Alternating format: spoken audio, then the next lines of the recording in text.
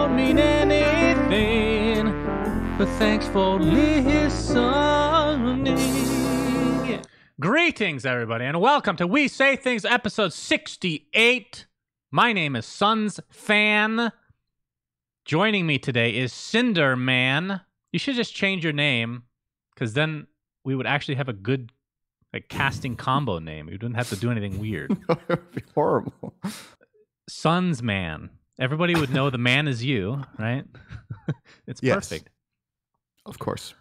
Greetings. Another week here, syndereN. Thank you for showing up. I'm going to say this every time from now on. Thank you so much for showing up. It really is the highlight of my week. You know. Yeah. I just love to impress, you know. Good. Don't dress to impress, but I do love to impress. Okay, good. Thank you. Yeah. Thank you, as always, to our amazing patrons in the In Bruges tier, which we will speaketh your names now. syndereN, you can take the first half if you'd like. Yes, of course I do. All right, let's see. This list seems like it's longer than last week. That's awesome. Thank you guys very much. Zan Savior, Real Life Pepega. How dare you accuse Ben Hamming of such an atrocity? Ben Broomhead is still a broomhead. 17 naked cowboys and 1 gay soldier. Bacon, no, not that bacon, the other bacon. Lick, Puco, parenthesis, I support the broomhead. Tickles, Shark TM, Hoey988, Xbox Sex Enthusiast, Freshly Seasoned Goat Balls, Change Will Happen, Poop Feast 420, and... Nah, Shannon, I think you should do this one. Okay, do you like Tony Parker? No, I hate his guts. Ben Broomhead supporters will be crushed. Glory to Ben Jackson. My boy Dop. This one is... Vidlog means Chosnek, and then in parentheses it says make Suns fans say it. Do you know how to say that name? Yes. Vidlog. It's Loy. It's Loy, right? It's the Danish word for garlic. Which makes a lot of sense if you know that loy is onion, right? Is it vidloy? Vidloy. Oh, okay, that's it's white onion. You can't just put a bunch of consonants together and call that a word, okay? Okay, let's just, before you finish or go to the next one, what do you think about garlic being called white onion in Danish? Do you think that's an accurate representation of what it is? Or do you think that's stupid? White onion? That's literally what it means. Vidloy means white onion. Isn't an onion white?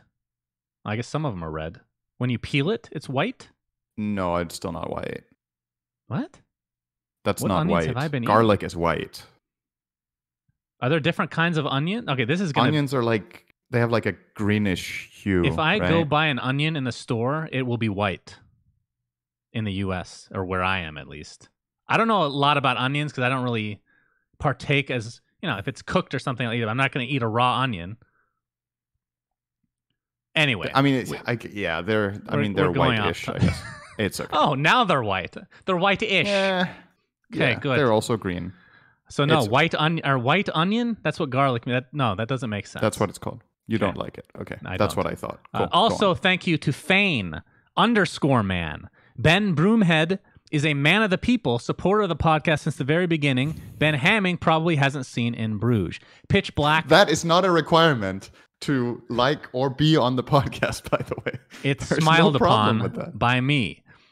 Pitch Black, Fellowship of the Ping, DG, Terry Tip, Wooden Aftertaste, Dun Talk, The Coward, Dyslexic Lawyer, Anonymous, and Ronnie Keel. That was maybe the longest rendition of the In Bruges tier. Both the longest rendition and the longest list we've had, I think. Yes, I do believe there's a couple of new people on here, so thank you guys so much for your support of the podcast. And of course, if you want to support the podcast, you dear listener or viewer or somebody who sent you this link and you're not really paying attention, pay attention and go to patreon.com/WeSayThings if you want to chip in to support the podcast and see what you get in return as perks. That's right. Man, syndereN, you look very crisp today, by the way. Do I? Your pixels look very good. Is it by chance because we switched to Discord video? Maybe. Could that be the reason? It might be a coincidence, though. We're not... It's probably jury's out on that one. So some quick news about the NBA. I don't know if people care about the results. I'm not even going to do that unless we get an overwhelming amount of people that want me to talk about the results of some of the games. Raise your hand if you don't care. I only bring up the NBA when something interesting or impactful happens that Okay, other raise people your hand if you care. You might care about this one. So the That was NBA, nobody. Literally nobody raised their the hand. NBA. Yeah, I'm somebody. Okay, Okay. you can't argue that. All right. So another cop killed a black guy. I think it was in the last couple. I don't remember if he got shot like 7 times in the back or something like that. I don't know all the details, but NBA players who have kind of been like of the sports world, at least in the U.S., they've been kind of championing this Black Lives Matter movement, if you will. And a lot of the question marks about whether they even wanted to be in the bubble or play this season out, because they just, there's many reasons why you think perhaps you can have more impact not doing so, right? Yeah. So this happened, and I believe it happened in, I want to say, Milwaukee. So the Milwaukee Bucks just didn't show up to their game, essentially. And as a result, everybody from that day said they're not playing basketball anymore. So it was like this, it's an unprecedented move in terms of like huge sports in the US, at least. I don't know how it is worldwide. So this also extended to some MLB teams, which is baseball, doing the same thing, which was very interesting. Right. So it was like all over the news, huge impact. So it ended up being a couple days of going on strike, quote unquote, which I think they just called boycotting, but technically it's going on strike. And they came to an agreement with all the billionaire owners of the NBA teams that they were going to do something to help the cause. So the players for now are happy, apparently. Nothing's been said about the details. I thought you were going to say that they came to an agreement with the police. No. To please stop shooting people. And the police were like, okay, if it means I can watch my basketball again, of course I will stop shooting. I mean, there is an element to that as well, but no. So essentially, they want the billionaire owners who are, they're, other than Michael Jordan, I believe all of them, the majority owners at least, are white. They want them to do something. No details have come out about what that means, but they're happy for now. But I think at the end of the day, at least for the basketball players and obviously baseball as well to a degree, they are starting to understand how much power they have, right? They understand. Can I just say, as far as our NBA segments go, this is the one I care about the absolute most. I care about this a lot more than the results and the players and who dates who and who has a hot girlfriend or whatever. syndereN. Like, Not really to don't go off care. on a tangent. I care about this. Kendall Jenner is going out with Devin Booker. Okay, that's kind of a big deal. I never heard that too. I forgot to mention, again, not to go off on this tangent, but she also apparently banged another player named Ben Simmons and another player named Blake Griffin, who all are in the NBA. So they have like this fraternity of people who have banged her. Anyway, it's kind of crazy. Like, you keep giving me more details, and I still care just as little. It literally makes no difference. It's very interesting.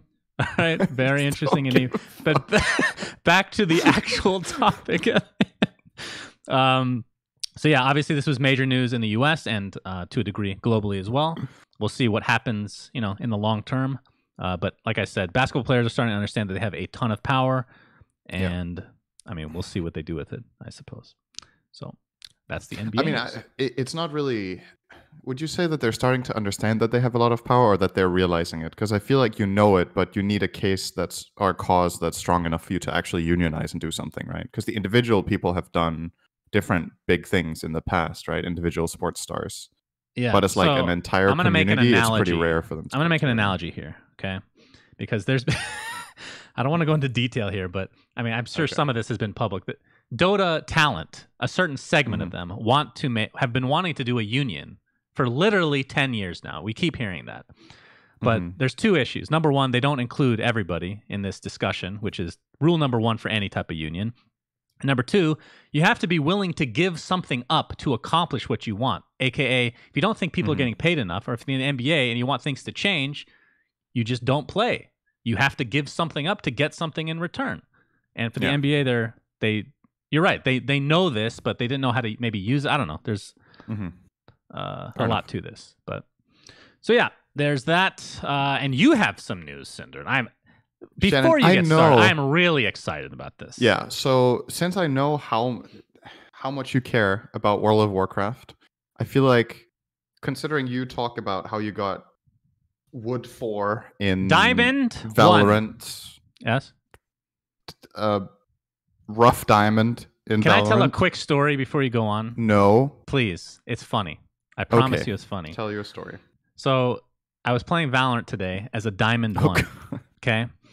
And I play with people that are a lot lower ranks, like Gold, which is it's like going from Immortal to Ancient. Okay. So like maybe more than that. I don't know. Whatever it is. So as a result, the discrepancy between ranks is quite a bit. Okay. And we have this guy on our team, and he's looking up to me as this Plat 1 or Gold 3. I can't remember what he was. He's like, man, how do you get Diamond? How do you get out of the rank that I'm at? I'm like, you just got to get good, bro. I proceeded to literally bottom frag the entire game. We won because my golds carried me, syndereN. I was so disgusted with myself that You motivated that guy. Again. You made his day. You were like, you just got to get good and do your best. And he was like, oh man, I'm going to show this guy how good I am. At the end of the game, the other team was like, man, the Diamond player got carried to his fucking rank, noob. I mean, technically true. Yeah, I mean, of course that's the narrative, not, wow, well played Gold player.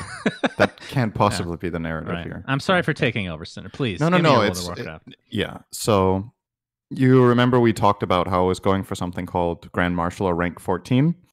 I got it this Wednesday. So when you said I'm playing WoW all the time, I'm playing it way less now, Shannon, because I need to spend way less time on it to reach my goals, because I reached arguably the hardest goal the game has. All right, can you explain to not only me, but the people that maybe don't understand any of this as well, what does rank 14 mean? Okay, so the PvP system in World of Warcraft Classic, so the old, we're playing Classic here, has 14 ranks, and 14 is the highest, and you start at rank 0. You get ranks by playing every week and placing within a percentage of the server, basically. And to get to the highest ranks, you need to consistently place in the top 0 point something % week after week for an extended period of time to progress fast. If you don't do that, you can decay. So this system has, I don't know what game I can compare that to, but let's say you have a week that you don't play or a week that you play little, you lose ranking points and then you need to catch up. So you can kind of get into this infinite cycle of never finishing. So it's like really, it's kind of toward, especially toward the last month and a half, it's a really big time commitment where you just need to play a lot. For some people, it's super tedious and quite the grind. I honestly quite enjoyed it. I had some fun people to play with. I organized a lot of the stuff, which is rewarding to me, running stuff or, organizing for people to come together, being strategic about it, etc., about how we play the games. But anyway, that goal has been reached, Shannon. I tweeted about it. Do you play I was very healer? surprised. Thinking about it, very surprised to see you didn't respond at all. I did not see the tweet. You could have written, you're a fucking nerd, or finally, now we can talk about basketball. But you didn't. So, man, honestly. So, am I the only one that doesn't go through their entire Twitter timeline? Nikki goes through literally all of it, and I'll miss like 80% of the day. I don't go through it. syndereN, I promise after this episode... I think I follow too many people to see everything, or it would literally be my life to check my timeline. That is definitely the case. I will, if I remember, this will mean a lot to you, I'm sure. I will respond to your tweet. I really don't mind. No, I'm going to do it for you. You know why? Because so I would you asked do if stuff I play you a want me healer. to do. Yes? I play a mage. Mages can't heal in this game. Okay. There's designated healer classes. Mages are offensive spellcasters, and they are super fun to play in PvP games because you have so many utility spells and things you can do. So it's very... Magic Missile? Magic Missile is not a spell. Arcane Missiles is. Okay, good. But close. Basically, I've played a lot of video games, right? And I think PvP in original World of Warcraft is one of the most fun gameplay experiences, just for the gameplay itself, not the system. Like, the way it works isn't, like, it's archaic. It's not really good design. Because, as you can imagine, it's not necessarily about being the best. It's about playing the most. But what you can do is, if you're good and you're running a group of people that play very well, you can play less and obtain the same amount, if that makes sense. Because it's about getting a currency, basically, called honor. And you get that by winning games and killing enemy players. So if you're really good, you win all the time, and you get a lot of kills in way less time than somebody who plays alone, or somebody who plays with a group of people that aren't half as good as your team is. So basically, that's your reward. Is if you're a good group of people, you can handle this and overcome what you need in half the time.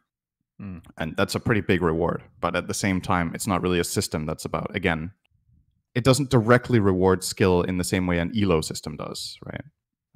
Where it's just about, it's not, the worst thing is, it's not even about your win-loss ratio.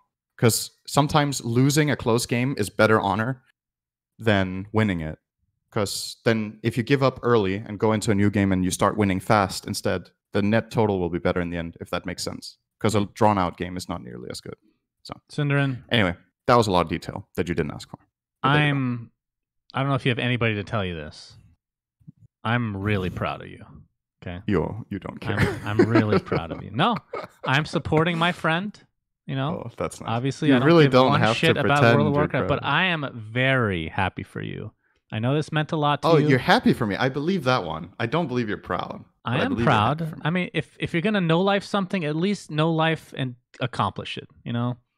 That's true. I would have loved the same compliment or nice words about getting diamond because it meant a lot to me. But I know that not everybody's built the same way. You know. The thing is, that's not your ceiling, though. Why would I really commend you on not reaching your ceiling yet? What is my ceiling exactly? This is my ceiling for this. You can't get higher, so I can't do anything extra. You didn't compliment me when I reached rank 13. You weren't like, "Wow, you're so close. Great job." Wait, like, 13 is not as good as 14? That is true. 14 is the best. 13 is one lower than the best.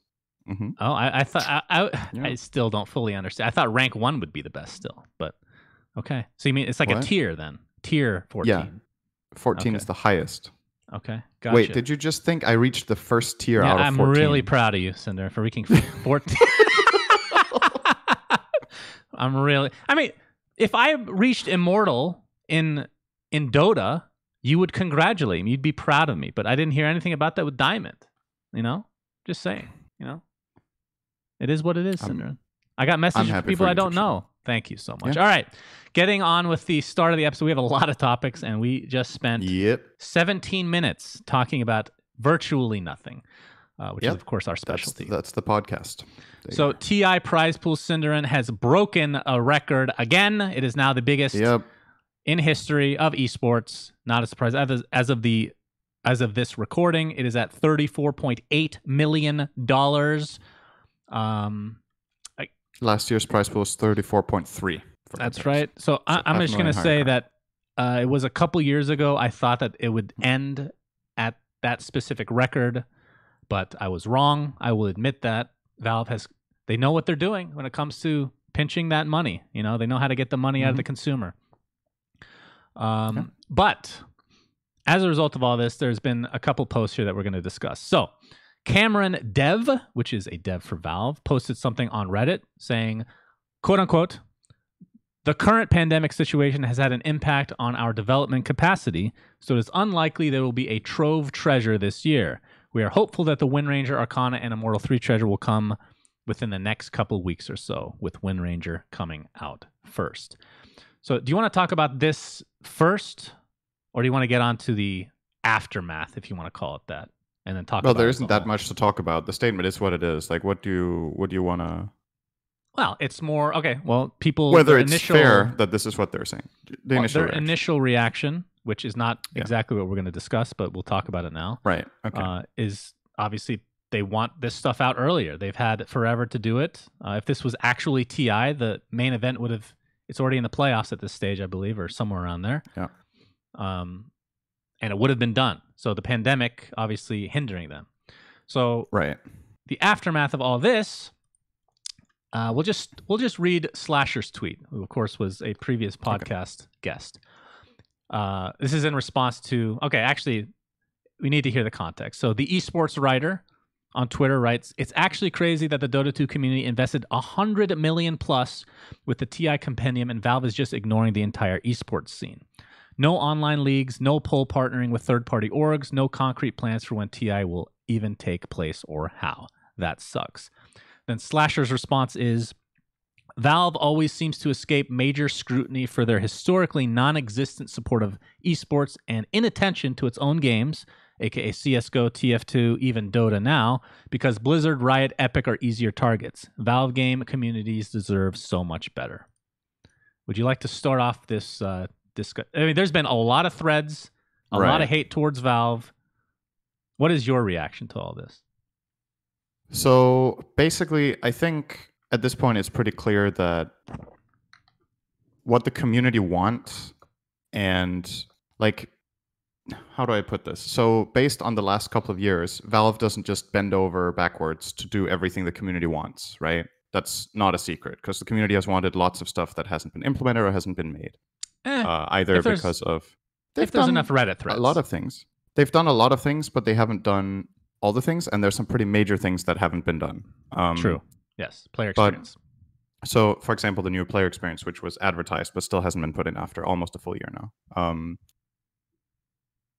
The thing is, I really think that we should be having more stuff happening right now. You have to understand, like, fans they're looking to other games, right? They're like, I love my game.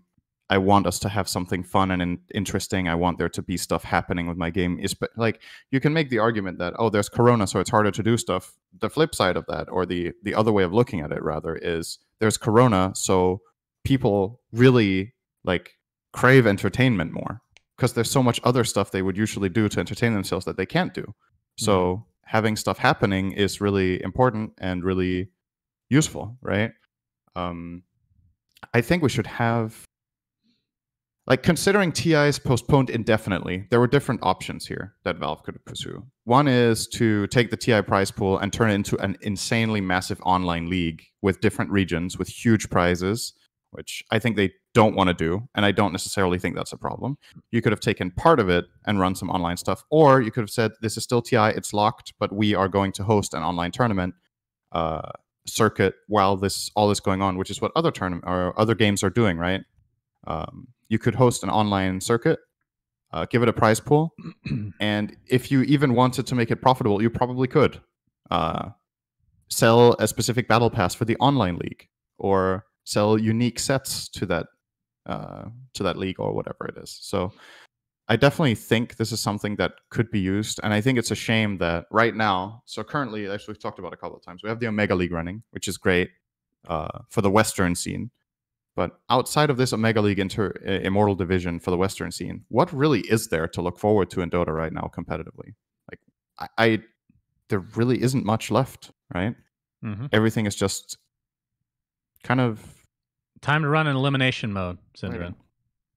And the thing here is, Valve has this hands-off approach, right? Where they run TI, but outside of that, they let the circuit run itself. But we're probably at a point now where, in the interest of the game and probably of themselves, there's a lot of value to be had from keeping players engaged with the game. And it's not a secret that for the last many years, having a successful esport is super useful for the game's player base, because it gives people interest in the game, makes them want to play because they get inspired, gives them something to meet up with their friends for, and then play afterwards or play during or whatever. Meeting up with friends is a little harder now, but you get the idea.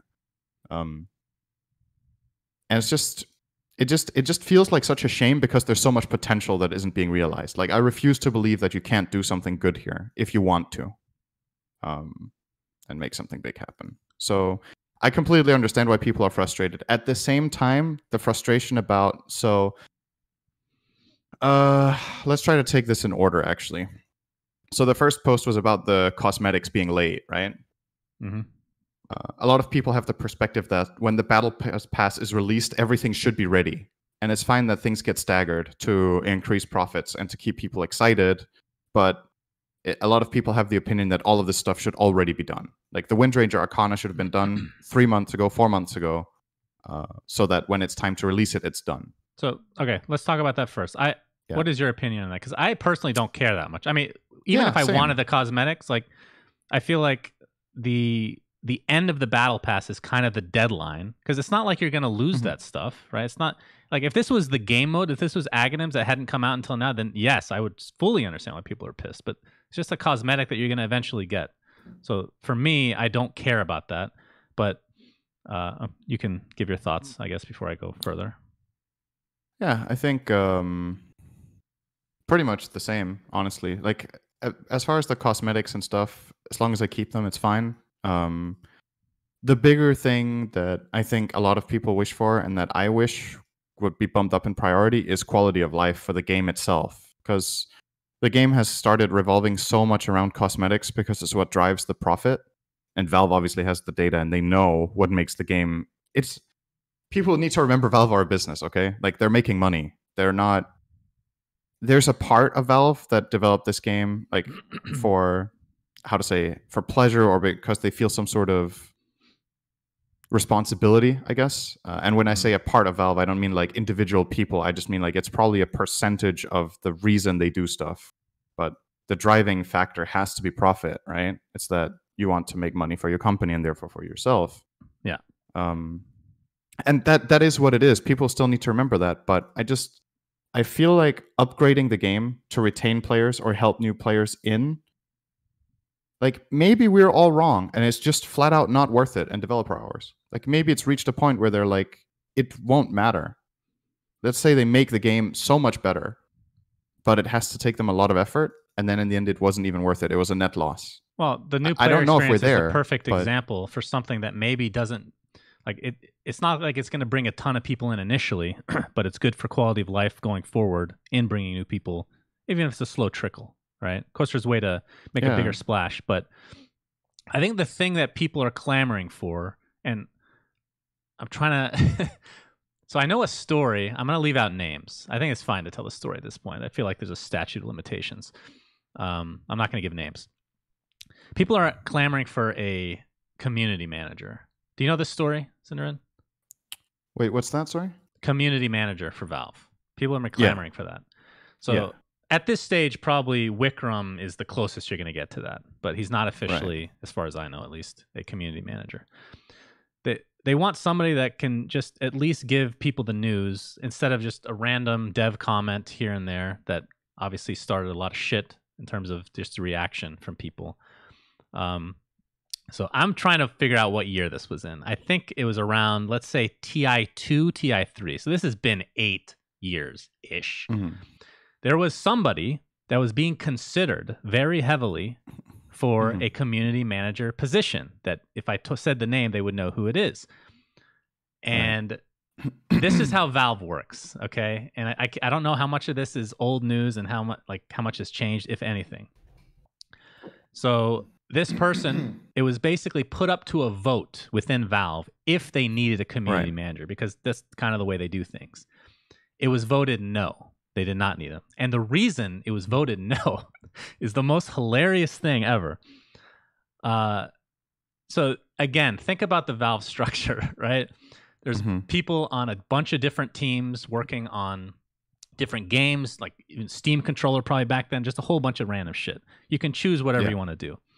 90%, at least 90% of the people that voted no had no idea who this person was, or they didn't know anything about Dota. Like, people are voting on stuff that's related to Dota, even though they've never even worked on the game or know anything about it, which I find hilariously bad. So that's why we don't have a community manager, which I think should change, like 100%. Like, it's 2020, for God's sake. Somebody needs to take that. It should be Wikram at this stage, 100%. So what is Casey's job? I don't know. Okay. Yeah, she could be the same. That's true. It could be the same thing. I'm just wondering what her position officially is at Valve. Because I thought it was some sort of communication thing, but I'd have to search for it. Can't think of it offhand. But I think overall, for this issue in particular, with all the hate that Valve is getting right now, and we kind of talked about it last time. I haven't been super upset with them not saying anything, because maybe you and I are both desensitized. We're not expecting it, whereas the community maybe are. But I do think that something, and we said this last week, I think, something needs to be said about the future of this year, even if it's just online leagues or whatever the case may be. It needs to be done, in my opinion, by the end of the Battle Pass, which is in like 3 weeks, I want to say. Yeah, unless it gets extended, which it very well might. Right. Because who knows, maybe the stuff isn't even done in 3 weeks that is missing. I mean, true. But I think if maybe a lot of the hate is coming from the fact that other people, like other companies, are doing a lot. Like, I play a lot of Valorant, as has been discussed many a time. Yep. And they have a battle pass that's not nearly as fleshed out as Valve's, but you only pay $10 for it. They're coming out with a new hero every 3 months. a new map every Yep. 6 or whatever. They're doing stuff constantly. So my question is, because it's not something I even thought about, like, oh, this makes sense. The pandemic, they're not going to be able to get as much done. But why? They're working from home. Like, Yeah. from a dev's perspective, I feel like it shouldn't hinder you that much. Now that I think about it, working. I from home. think you might a little bit be underselling the value of being together in person for driving creativity, for showing and visualizing stuff. Like, for example, let's say with Dota, right? I think this is the perfect example. Why do teams get so much better in boot camp? They can just play together online, you know? Like, there's something about being together in person and having your full attention toward that together at the same time, working on the same project, that you can't really fully mimic online. So I totally get that. I really get that part, and I think it matters. To that, I will say I agree that it's more efficient, but if you're comparing it to what other companies are doing right now, that was definitely a step behind. I think the problem is, like, we don't have numbers on this, but it's not a secret that Valve's team on Dota is way smaller than any of the teams we're comparing them to. True. So you can't expect them to deliver with the same efficiency as the other teams. The argument should be, or the discussion should be, should they hire more people?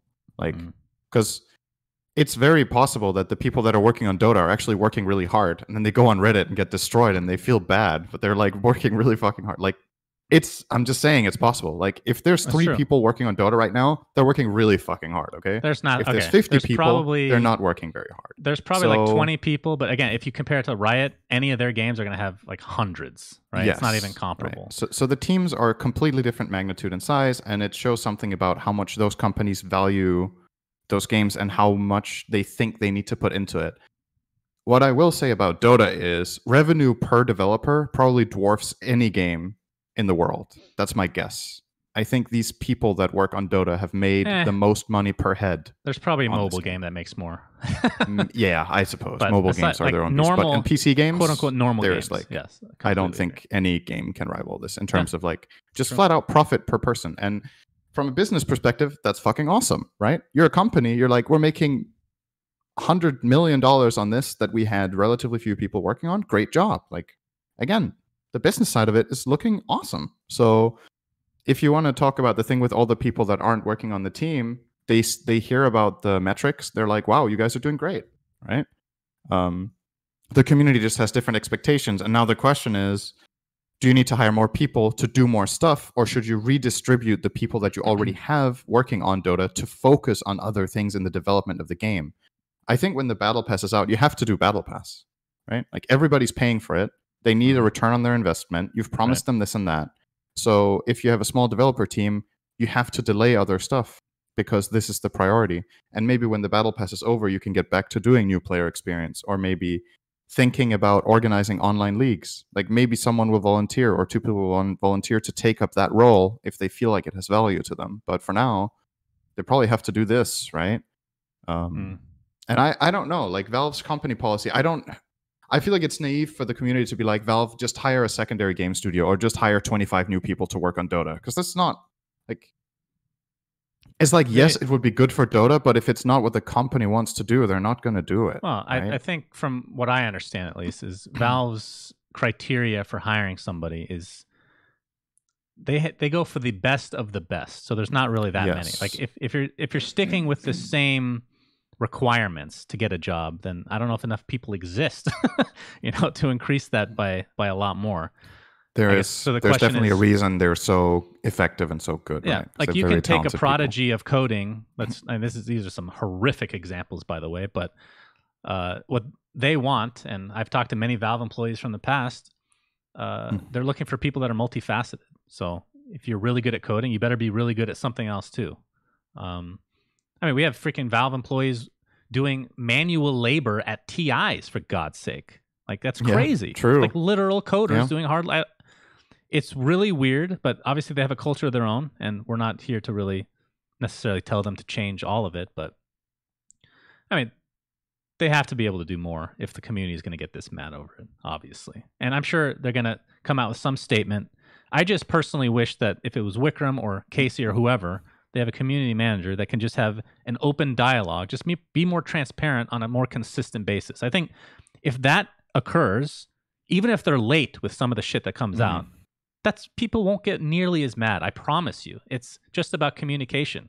People hate being left in the dark, and then after weeks of silence, a random dev posts something on Reddit. Like, it's got to be a better way. This post. I don't remember who posted it. I'll try to paraphrase it the best I can, which was basically something like, if you don't promise anything, oh man, I don't even know how to paraphrase this. It was written really well. It was basically something to the lines of, like, not promising anything can be better than promising or than communicating about how far behind you are or how little you've done or whatever, right?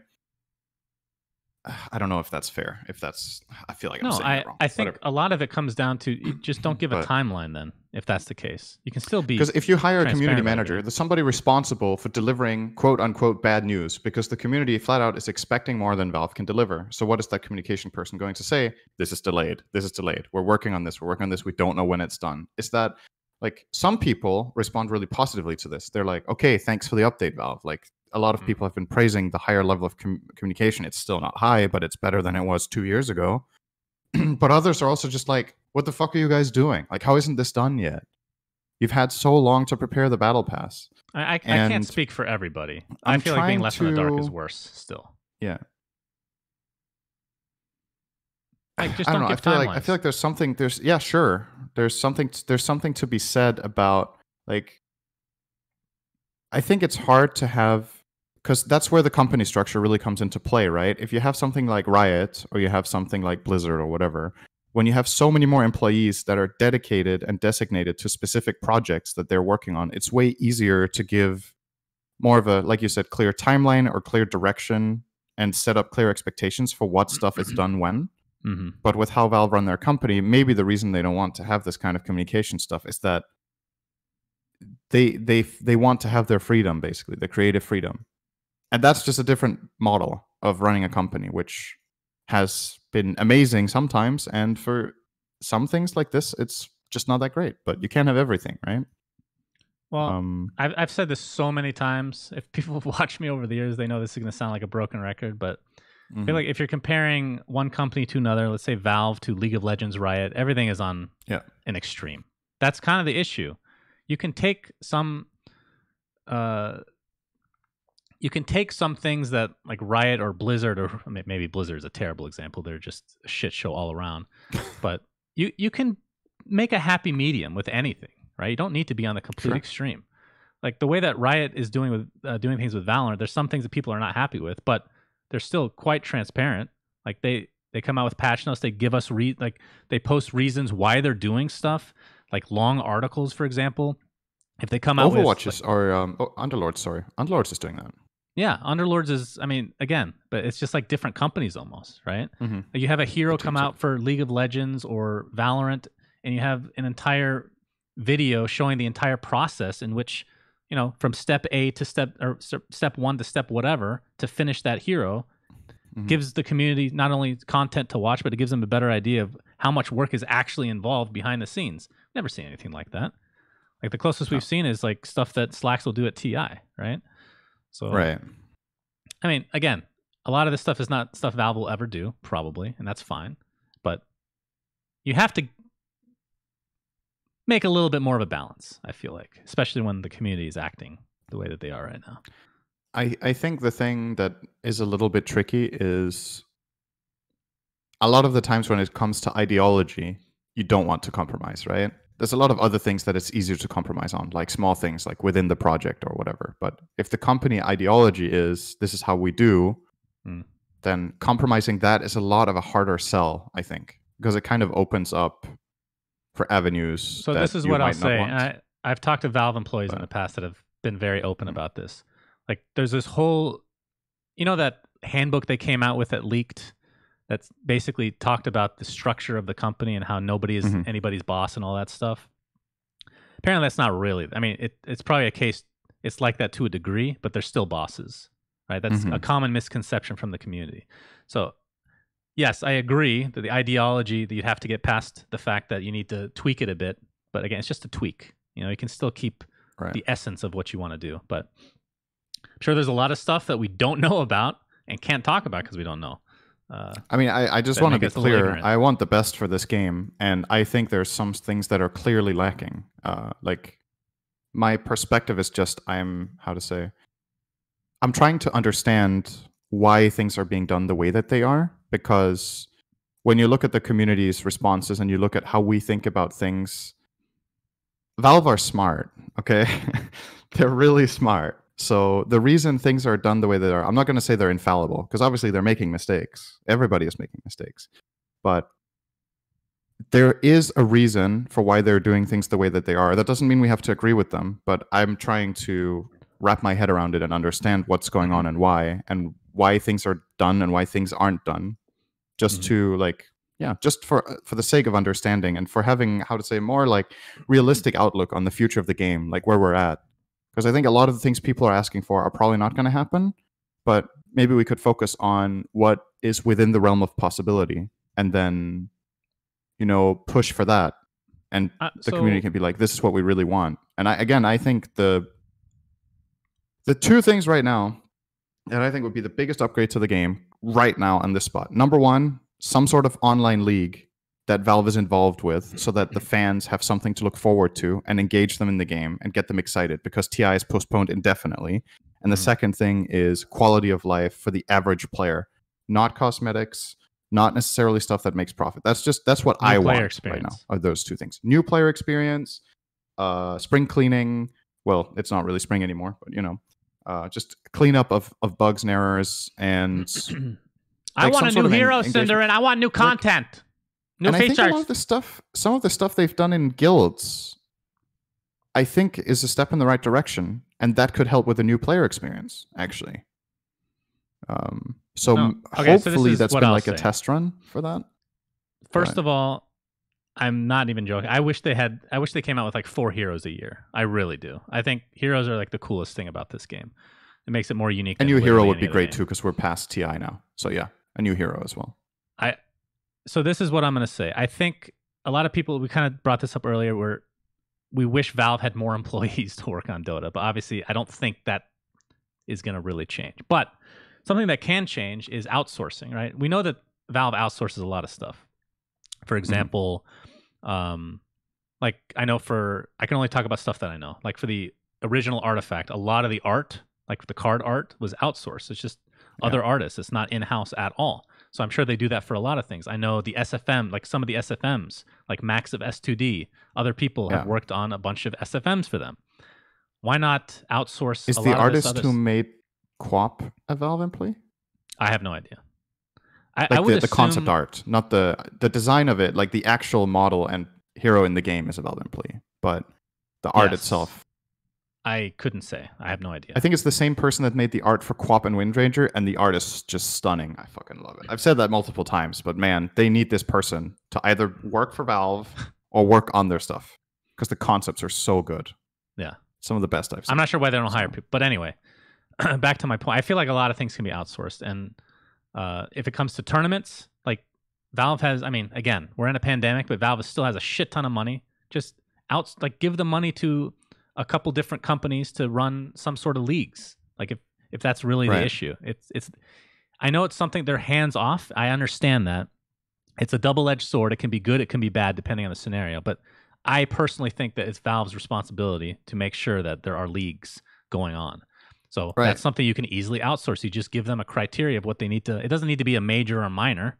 It could just be random. It could be fucking elimination mode, for God's sake. But you have to keep to a certain standard and make sure that's good to go.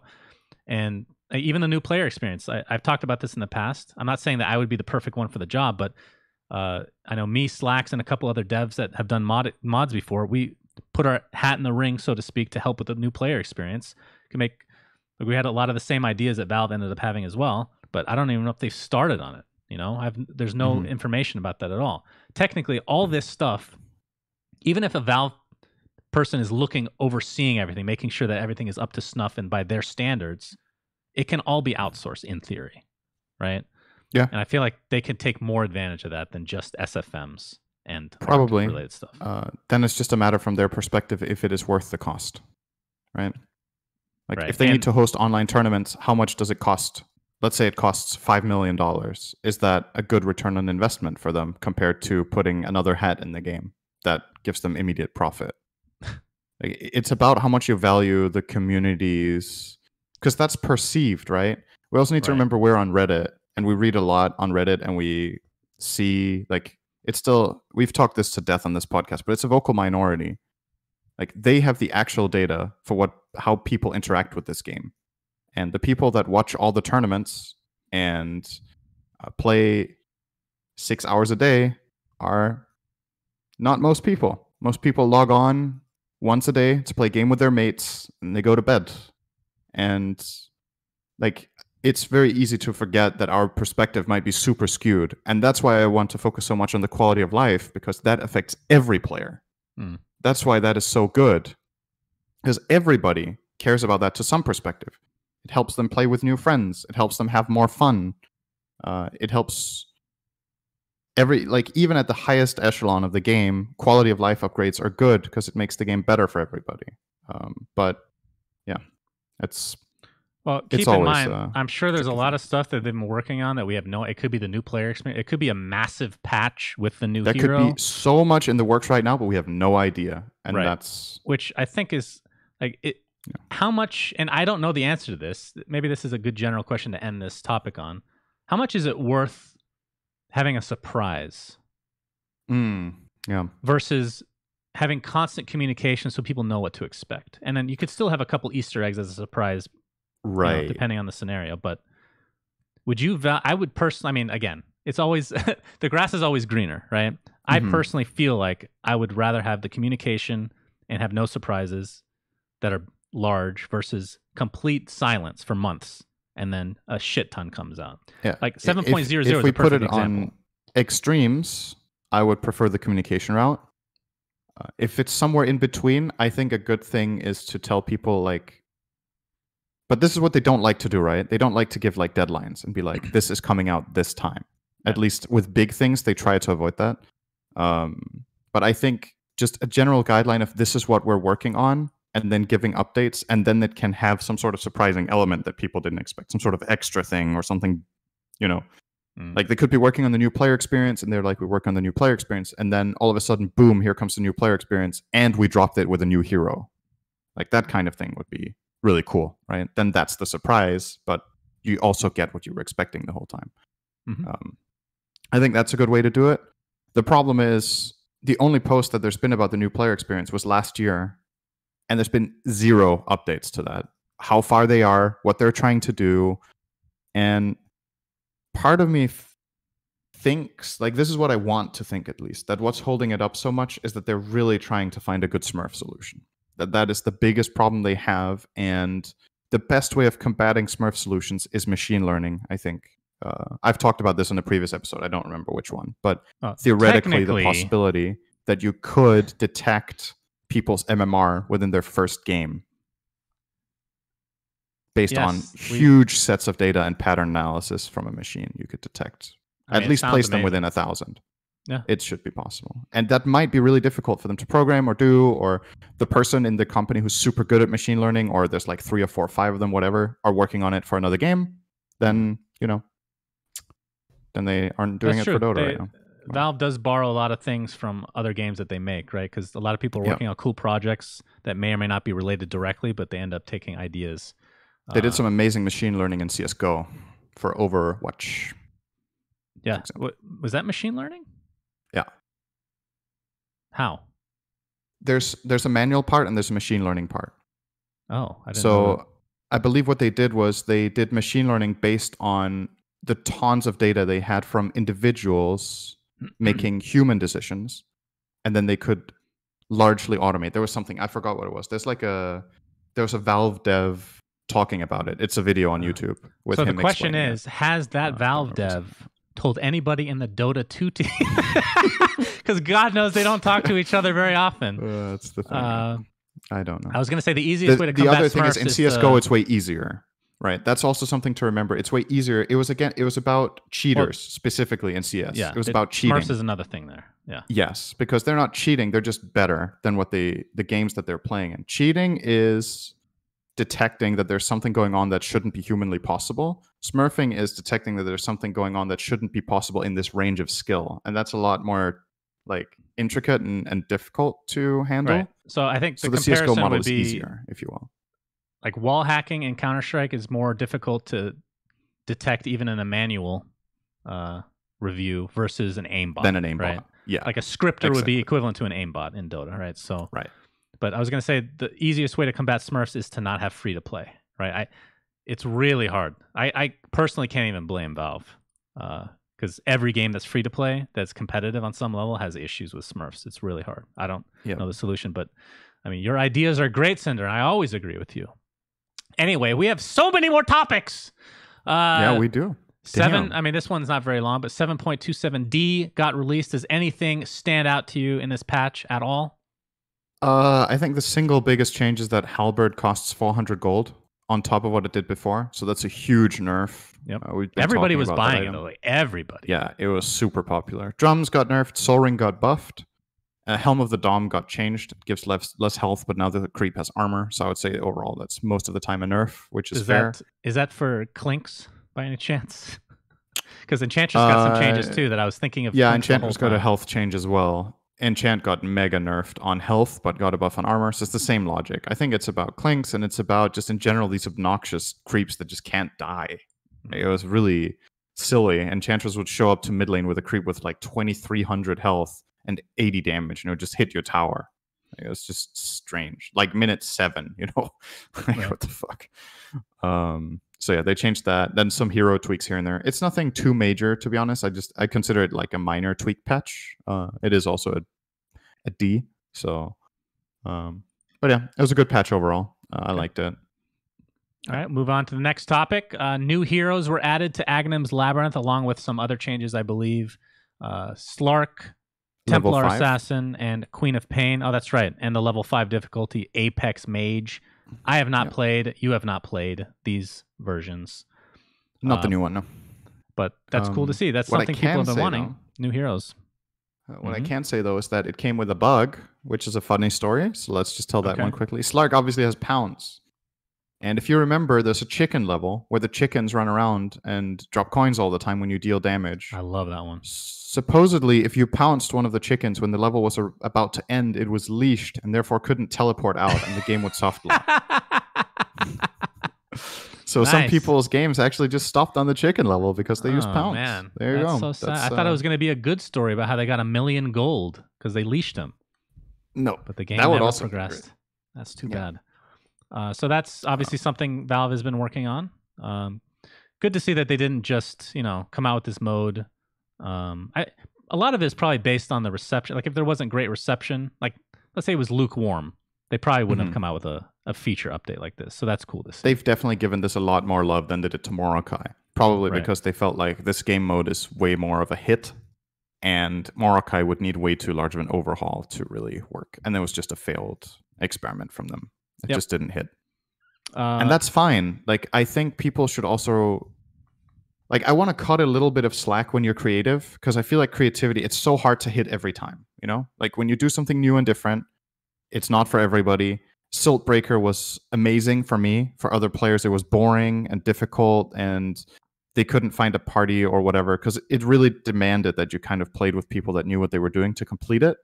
And it wasn't for everyone. It wasn't Dota. It was totally different. I loved that mode. You didn't, I think. So that's a great example, right? Well, again, for me, it was a hit. For you, it was a miss. No, I wouldn't even say just because I didn't. It's not my type of game, but I really couldn't understand why people liked it. It's not like, like, why the fuck do people like this game mode? I understand. It's just not something that I personally enjoy. Yeah. So I think we should encourage just encourage this kind of creativity. I think Aghanim's Labyrinth has been a great mode overall. I think they've done a very good job of making a different style that uses Dota knowledge still, where you feel like by having played Dota, you have a clear advantage and you can strategize, buy the right items, and choose the right power-ups for your hero, and get to play the game in a different way. I think this one was a huge hit overall. Now, they did make, in my opinion, the only big decision they made that probably failed was the whole tournament to win the expensive items where people were bug abusing or all this stuff, and they said they would manually review it. And I remember reading that didn't go too well. But is that still happening? Outside of the competitive part of it, it's been really good. Are they still doing that? I actually have not paid attention. I don't know. Either way. But yeah, overall, there's some expensive success, Roshans for and sure. Yeah. Okay, next topic is we go from up and down in terms of Valve. This is quite the coaster. Liquid versus 5 Men. They played in this was Omega League, right? Yeah. They were playing an Omega League match, and sorry, I was not awake at this time. Did it crash, or did it lag game out? Crashed 3 times. So 3 times. As far as I'm aware, they had to remake. I think 3 times. I was not watching this series, but I believe it was flat out remake. That's what I remember hearing. Yes, people told me specifically that it was remade 3 times. Which begs the question: why do we not have the old technology in Source 1 to load at a certain point of the game? Right. Yeah. I don't know how long we're going to talk about this, but I think it was rescheduled for, as of this recording, I believe it's ended up being today. I could be mistaken. It might be now, actually. So they will give it a 4th try. Maybe it has something to do with one of their accounts. Maybe one of them's hacking and it's just breaking the servers, you know? To answer your question about why they removed that functionality, there might have been 2 reasons. So first of all, the load system was actually pretty bugged. Like there were a lot of games where the loads would just have issues. It's possible they discovered some sort of possible loophole or whatever where loading could change the outcome of the game because players could do something they weren't supposed to do. Or the more likely thing for me is probably just like server capacity. If every single game that is played, maybe if it's just competitive games, it shouldn't be that bad. Like if it's only ticketed games or whatever, then you just have to have that log run all the time on the server side with everything that's happening in the game. I think it's possible that Valve, with their Source 2, just felt so confident that they had cracked it and games would not be crashing anymore. Because, truth be told, we have way less crashes than we used to. Like, the load functionality used to be used a lot because games crashed. And now the fact that a game crashed is making headlines. That shows something about how stable it's been, right? Like, it's a pretty rare thing that it goes this wrong. Some years back, I would say a competitive game was loaded every week or month for a while because they crashed. I remember. Yeah, it's true. So, they've definitely done a really good job, but it clearly isn't flawless, and that is a problem. So I don't know what do we know the reason yet? I heard that there were a lot of outages in general, and I don't know if it was directly related to the server itself. I know that there were major outages in the US at least. This was an EU game.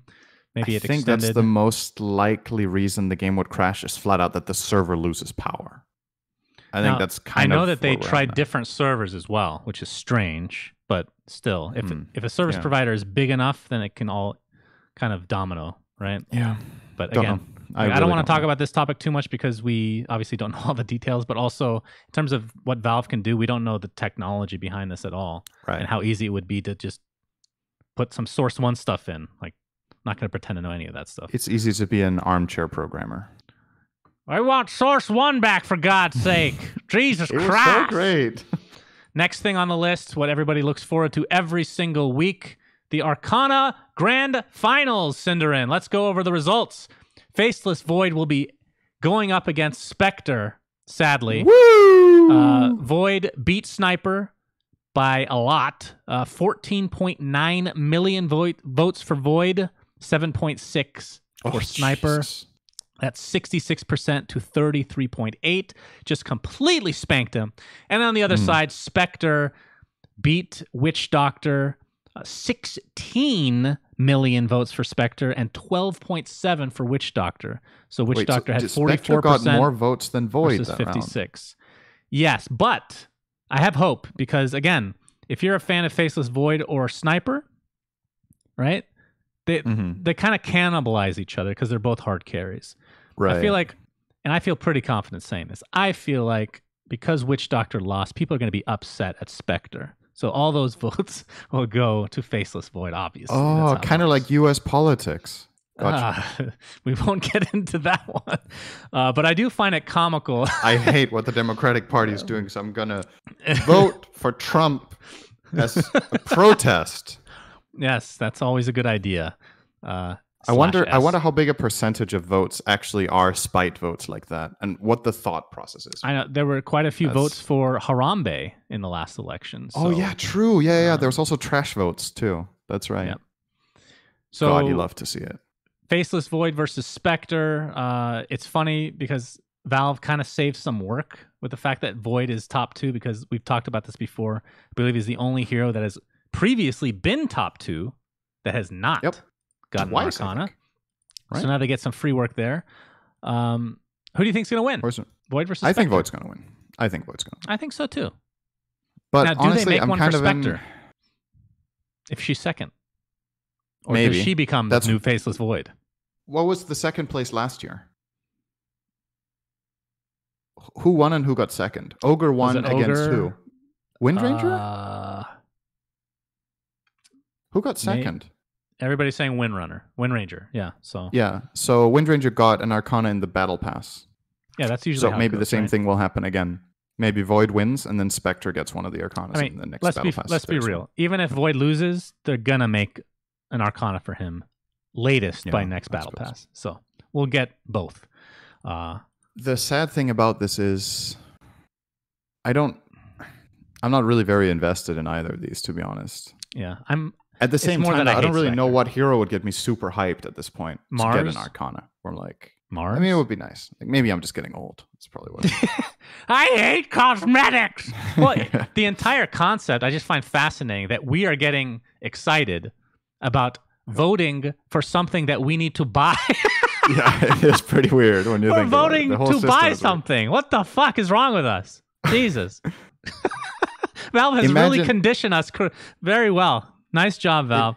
Imagine this. Imagine in the Arcana vote, you enter all the heroes, and there's an odd amount of heroes, and then you make one last entry, which is no Arcana, spent the resources on new player experience. Do you think that would win? No. 100% no. No, not even close. It would be like 80-20. I would vote for it, obviously, but... See, that's really interesting, right? Like, if you put that in, if you literally gave people the power to choose between a hat or making the game better, they would choose the hat. You agree with me, though, right? I'm very confident that people would not vote for that. I think most people, and again, our audience is probably a minority. I think a lot of them would be with us, but I think most people do not give a shit about new people coming in at all. I could be wrong. The fact that the finals is Void versus Spectre already says something about the voter segment. All right, let's move on. And Techie's already won before, right? So did he? He just got an Arcana when released. Oh, did he just get I think he got it on release. Valve were like, we're not putting this guy in the vote. Was it on release, really? No, Monkey was on release. Wait, were they both on release? I feel like Arcana for Techies was not on release, but anyway. I think it was. I think Arcana for Techies and Monkey King was on release. I'm pretty sure about that, actually. Fair enough. This one we won't really take too much time on, but we talked about Puppet Master being in the files. Something I failed to look at before is there's a hero named Valkyrie, a.k.a. Freya, which... Oh, God, I'm going to sound like an idiot. What? It's mythology, is like Norse mythology or something? Norse, yes, correct. Oh, thank God. So the interesting thing that I find is this is Interestingly, Shannon, here's some lore for you. Okay. This is who Friday is named after. Oh, okay. Thank you. It's a good day. I like Friday. Who's named after Monday? That guy sucks dick. Wednesday is named after Odin, actually. Wednesday.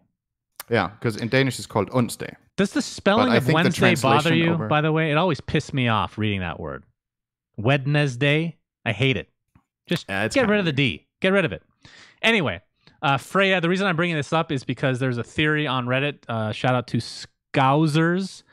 Obviously, there's some code, but there's a lot of code There's a lot of lines in the code that kind of give ability names away and hero names, but it's for a lot of heroes, so you don't know what's going in. But this one does seem the most likely, along with Aghanim, in my opinion, to be the next hero to come out, because it makes a lot of sense if you take into account where TI was supposed to be this year. Last year, Yeah. They started this trend. I feel like it's going to be a trend where Void Spirit had a very Chinese element to him. Obviously, the TI was in China, this time in Sweden. Freya, Norse mythology. It makes a lot of sense.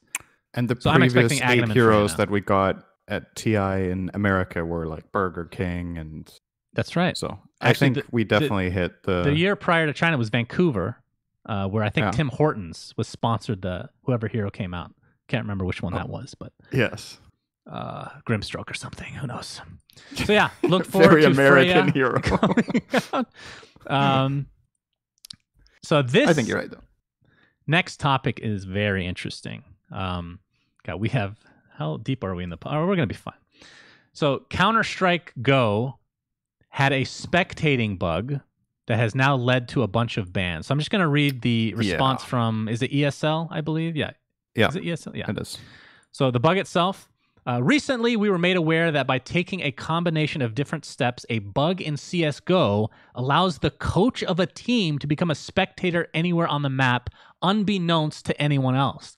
The coach would then be able to stay in that position, getting a free camera/observer position on, for example, the opposing team's spawn area or other areas of the map that would be hidden to the team otherwise, and could advise their team to react based on that knowledge. So they went back, looked at a bunch of data with Valve's help, I believe, and they found that 3 coaches were at fault here. So Hard Legion, is that the team name? I guess so. Yeah. Mechanogun is the coach. He did it in 3 matches. Team Heroic, a guy named Hunden did it for 1 map. This was at DreamHack. The other one was at ESL1. And then another one from ESL1 was from MIBR, a guy named Dead, who only did it for 1 round on 1 map. That's actually interesting. So based on the following, and based on the rule book that ESL had, they have now banned these players or these coaches for an extended period of time. So Dead got a 6-month ban. Hunden got 12 months. And Mechanogun, I fucked that up so bad. 24-month ban. The teams will forfeit their prize money. Their points in the tournament will be null and void, and they will retroactively be disqualified. That's crazy. And to add insult to injury, Chaos Esports Club were apparently accused of cheating publicly by members of MIBR, who ended up cheating themselves. And it was, I guess, proven that Chaos did not cheat, but MIBR did, apparently. What do you think of this? You could literally look in a camera the whole fucking area of the map and just talk to your team. Okay. I'm not sure if I'm the only person thinking this. I'm probably not, because there's always more people thinking this. Whenever you think something and you're like, am I the only one? You're never the only one. Okay. All right. Different story. The MIBR coach having literally one round on 1 map doing it. It almost feels like he was like, oh shit, I can do this. And then he was like, I'm not going to abuse that. That's what it looks like to me, that you did literally 1 round, 1 map. Yeah. So about that guy's 6-month punishment, I don't know. Like, you could literally be there, you discover this thing that you know you're not supposed to use, and then you immediately get away from it. That's what it looks like to me when you do it 1 round, 1 map. The people that do it any more than that, they're deliberately abusing a bug. But that guy, for me, I give him a little bit of benefit of the doubt, Chad to be honest. Is telling us that I don't know. He knew more. He admitted to it, that he knew about it, and he did it more than 1 round, apparently. So he did more than 1. Okay, well then. So fuck him. Fuck him. Then you're just abusing a bug. Then I have nothing. Because like, you can imagine you can be in a position and you're observing this or whatever, and there's something weird that happens, and you're like, wait, what's going on? And you click, and then suddenly you have map vision of everyone. Like, what are you supposed to do there? Like, you report it, right? You say, okay, something really fucking weird happened, and that's it. Common sense. He did it more than once. Nothing. No, you're cheating. I don't understand. So. Okay, it reminds me, for people that follow the NFL, Bill Belichick he got in a lot of trouble. I don't know what happened, actually. He was fined or I don't remember. But this is the New England Patriots, the most prolific NFL team of all time. You actually follow the NFL, so you should know them. He used to, I believe, I could be wrong on this, but I believe when visitors came to their arena, he would videotape their practices and use that information against them. Like, I understand the whole competitive mindset where you try to do everything you can to win, but you have to know there's a fucking limit. Like, I don't get it. I don't understand. That's... Yes? What was the punishment? I don't remember. Okay. I mean, that's fucking... They didn't strip him of any victories, I don't think, but... wow. Okay. Yeah, beyond fucked. Yeah, well, what is there really to say about this thing? It sucks that it's in the game. The only reason it's realized is that we're playing online, because this couldn't have happened on LAN, because the coaches are in the booths with the players standing behind, and they can only see what the players can see. So that they don't have a computer there. So it's just an unfortunate circumstance of a bug being in the game, being discovered, everything is played online, and then certain players abuse it. Are the punishments fair? I don't know. I don't really know if I should have an opinion on how long these punishments should be. Is it fair that they're punished? Absolutely. Is it fair that they're all punished? Absolutely. Is it fair that they're punished differently? Absolutely. So I think overall ESL has done a pretty good job handling this. Yes. Supposedly they've also talked with other tournaments that happened around the same time to check their demos. Nobody cheated during Flashpoint, I think it was. Thorin tweeted about that. The guy who checked for ESL already checked all the Flashpoint demos, and now I think Beyond the Summit are checking through the Summit's online event as well to see. LD tweeted about that last night to see if there was anything there. But yeah. So it's just sad, you know? Like, there's so many people that play legit and care about the competitive integrity of any game they play. Mm-hmm. And then there's always these bad eggs that just do whatever the fuck they can to win. And it's just disgusting, actually. Like, I agree. I fucking hate that I need to be reminded of this stuff, that whenever there is a loophole, it's generally used. It's so annoying. There's always bad that people in can't the play world, fair. So one thing that I hate people. The one we know, you hate children especially. That's been established many a time. So one thing I like about this is that ESL and other tournaments who will probably backpack off that will be banning these people.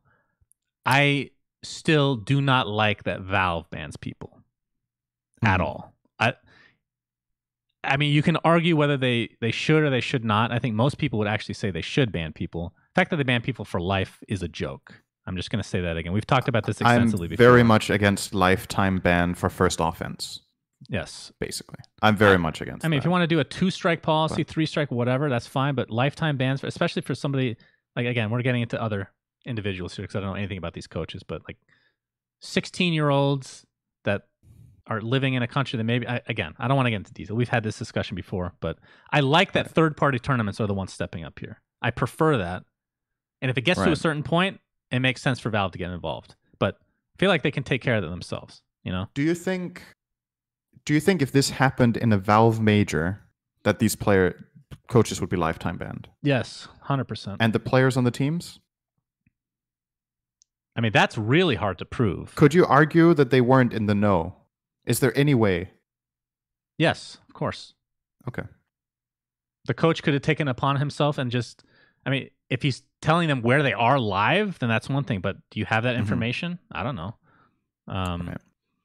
But yeah, I like the fact that, I mean, again, these people still might be lifetime banned by Valve. We don't know. Yeah, it could happen. They've done this before, so, I mean, we'll see. Next thing on the list, Fall Guys. The bidding war has ended, syndereN, at $1 million.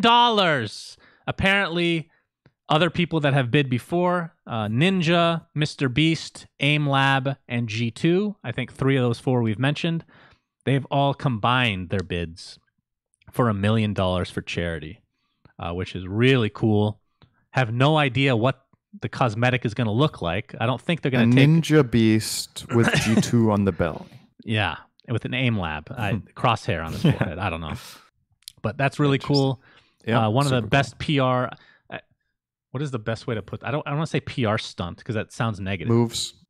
PR move? Sure. That's one of the best PR moves I've seen for any game. We've talked about how our favorite is Fortnite's Black Hole was genius. Yeah. This is also up there. Very, very cool. And then the last thing, I don't know if you watched any of this, syndereN. Elon Musk, Neuralink. Do you know anything about this? I have not watched that. No. I actually watched the entire video. It's a 1.5-hour video of Elon Musk and the company within Neuralink talking about this new technology that they're working on. The video is actually made not to raise money, but to get people to submit their job applications. They want to hire a bunch more people. So they've made this, or they're developing this chip. I'm going to sound like an idiot because I don't remember all the details. They've put it in a few pigs for now. No human testing yet, but it's supposed to insert into your brain, not deep within the brain, but towards kind of close to the surface, and it injects I don't know the terminology for any of this stuff. Looks like little antennas into the brain to connect with certain areas that are needed.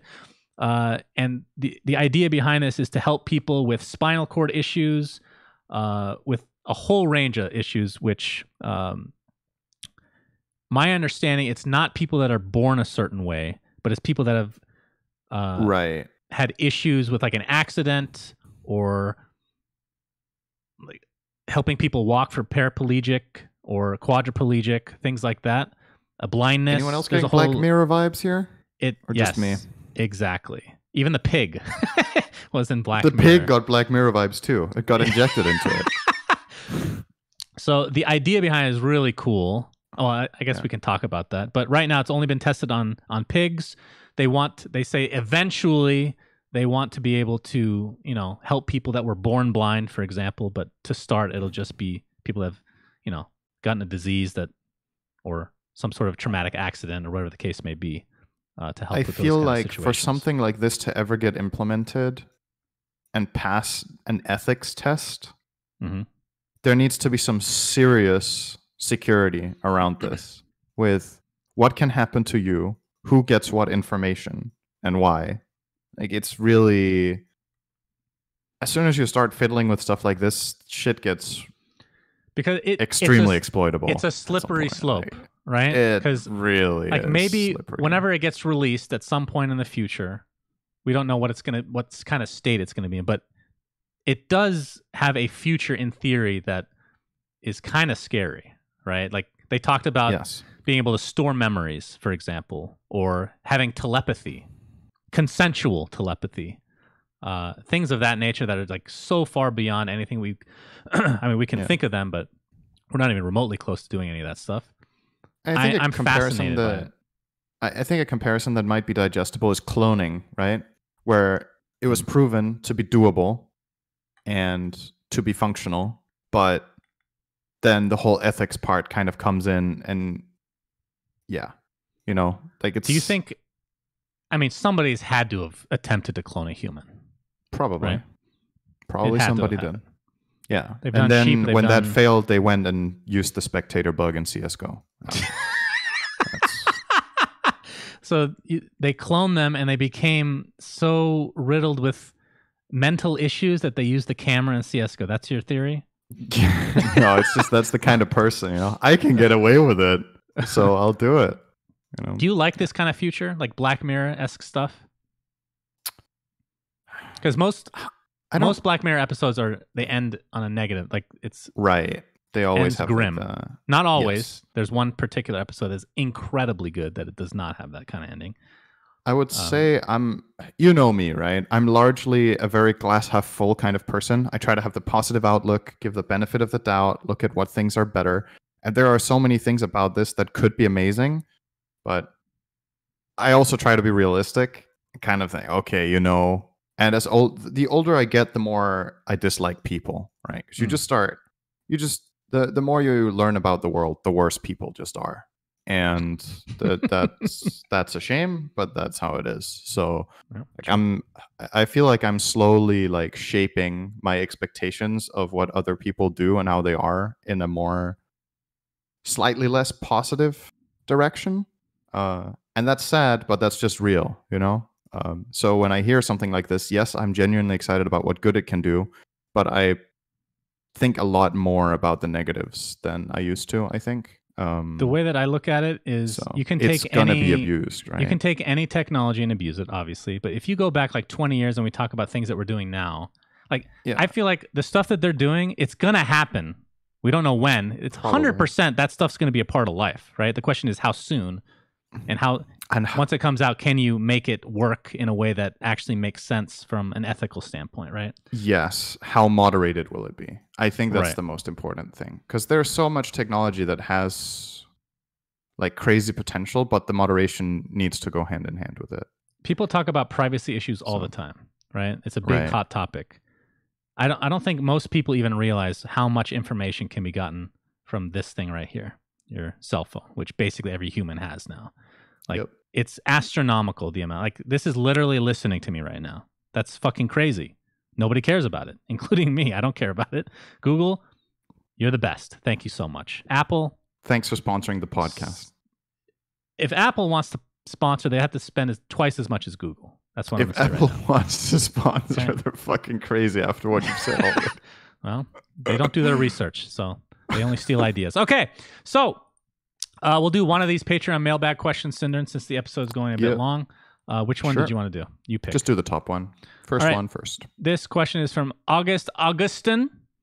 Great podcast, guys. I have a few questions regarding casting and commentary in Dota 2. Do you prefer casual or serious commentary? In your experience, what do you think the community or professional Dota players prefer? When working the international or any bigger tournaments, do you get direction from tournament organizers on what style they are going for, serious or casual? I guess I can go first. Mine's a little easier. Yeah. I definitely prefer. This question, by the way. This is a really good question. I prefer casual, obviously, since I'm one of the only people that does casual type casting. I think something that I do have. Okay, just to answer the other questions before I get into this topic. I think from a community standpoint or professional Dota players, what they prefer. So professional definitely prefer more serious. The community, it's very mixed bag. I think I would say if you actually collect all the people that will end up watching a broadcast, by far more of them will prefer casual. That's my opinion.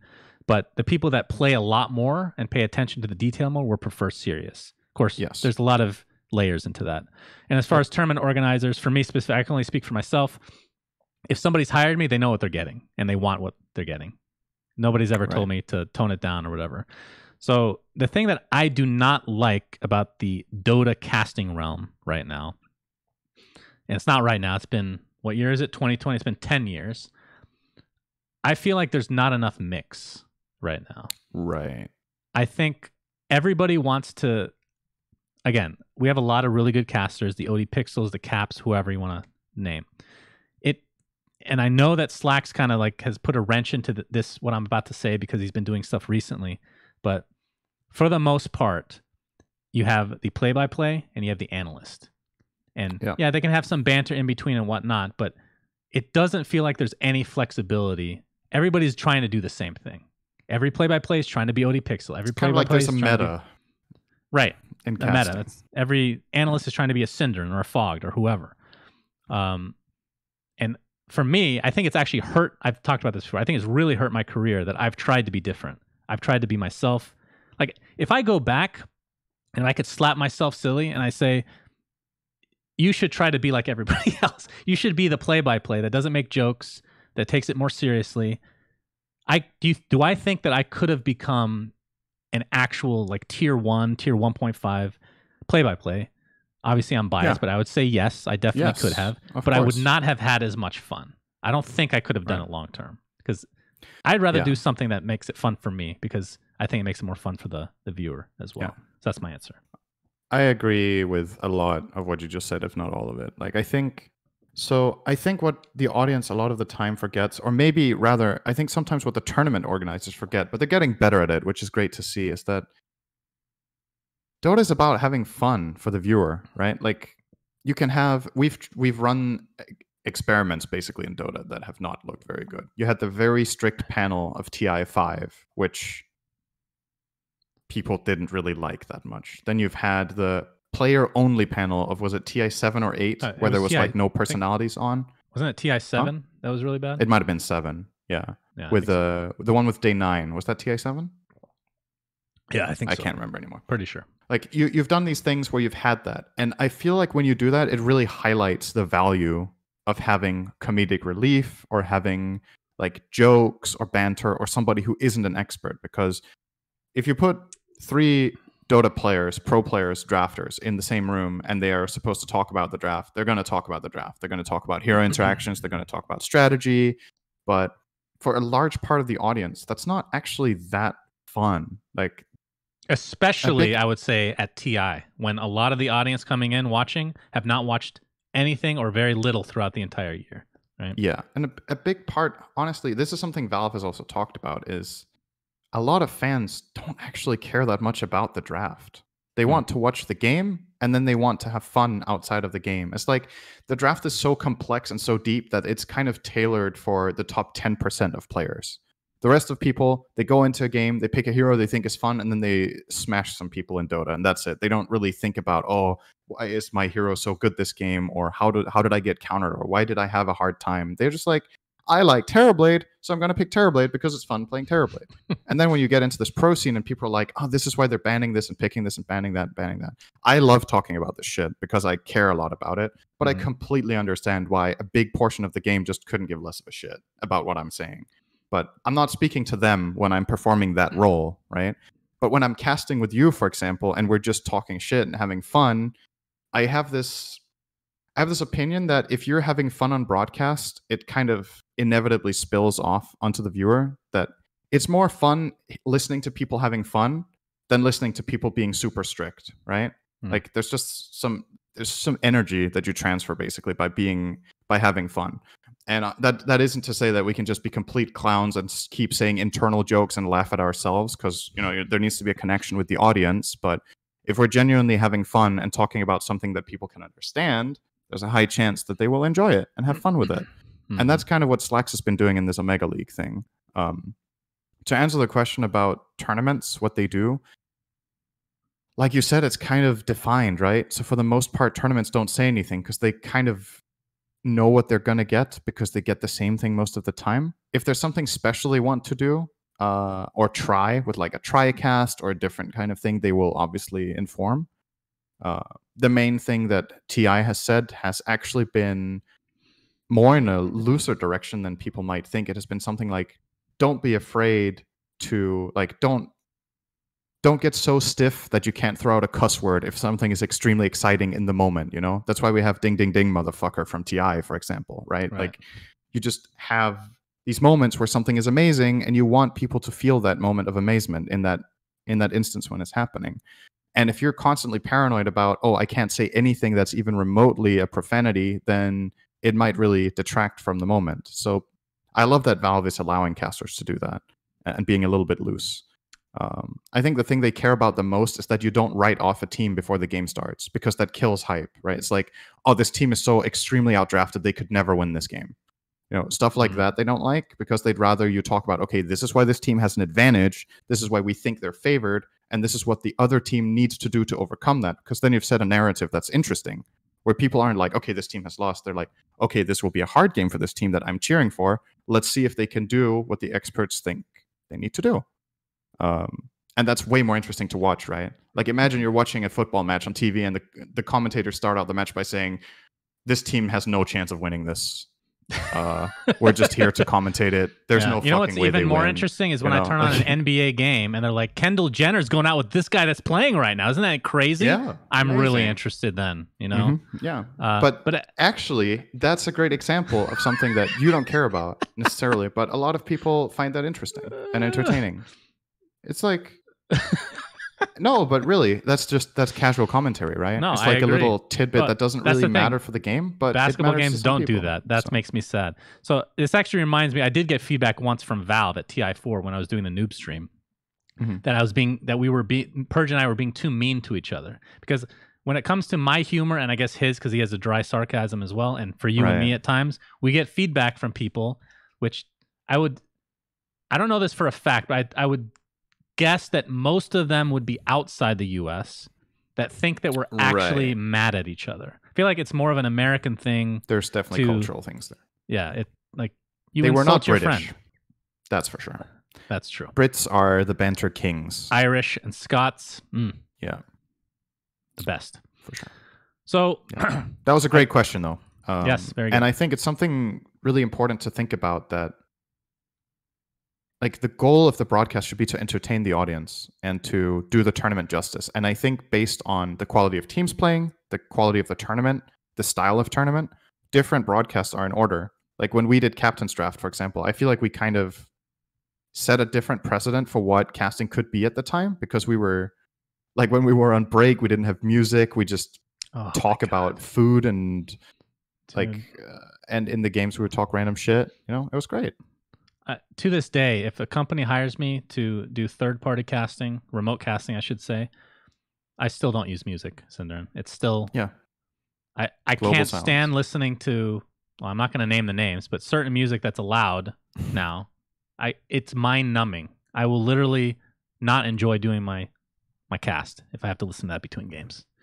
But yeah, I don't know. I like our dynamic. I like being different. It's less about being different and more about not trying to be like everybody else. You know, because I feel like everybody's just being themselves. I understand what you mean. Like the casting would be a lot different than it is right now. I feel like, which we're seeing some. But to add a final comment from my own perspective on this, it's something that I've always thought. It's something that I've been a bit conscious about, that I've never really been afraid to crack a joke, even on the TI stage. Like if there's something funny happening, I will laugh about it. Like there was this game with a courier, they started sending out the couriers or whatever. Because I feel like if something is just hysterical or stupid in the moment, that's kind of just as important as an amazing play, if that makes sense. Because it's just special, whatever way it's happening. And sometimes something is special in a funny way, or there's something stupid happening and you just get a funny idea or whatever, and then you just roll with it. I think if it gets so stiff, it's not interesting if it's stiff, right? There needs to be some flavor and some personality in there to make it entertaining. So I definitely think that should always be encouraged, to have some fun. And I've never been told at any event that I've worked that I'm not being serious enough. Please be more professional on this podcast. I really can't stand how serious you are. Fuck, I fucked that up. Anyway, that is the end of this episode. Great outro comment. I fucked that up. Thanks for watching. So bad. Thanks for watching, guys. syndereN, have you seen In Bruges by any chance? Wait, how do you say no in sign language? That's a good question. Do you just... Really? That's no? It's like a mouth shutting? Yeah, it's like this, I think. Oh, okay. Well, thank you. I was going to do that while drinking. That's by why the way, I thought about it. Next time you should gargle no. And then I'd have a joke to tell you can choke on your water. We got a lot of feedback that people would love the In Bruges compilation. So once you say yes, you've seen it, then we will make that compilation, and it will be the most downvoted content we've ever had, and I can't wait. So thanks for watching and listening, everybody. Until next time, SunsFan and syndereN signing out. Goodbye. We say things that don't mean anything, but thanks for listening. Yeah.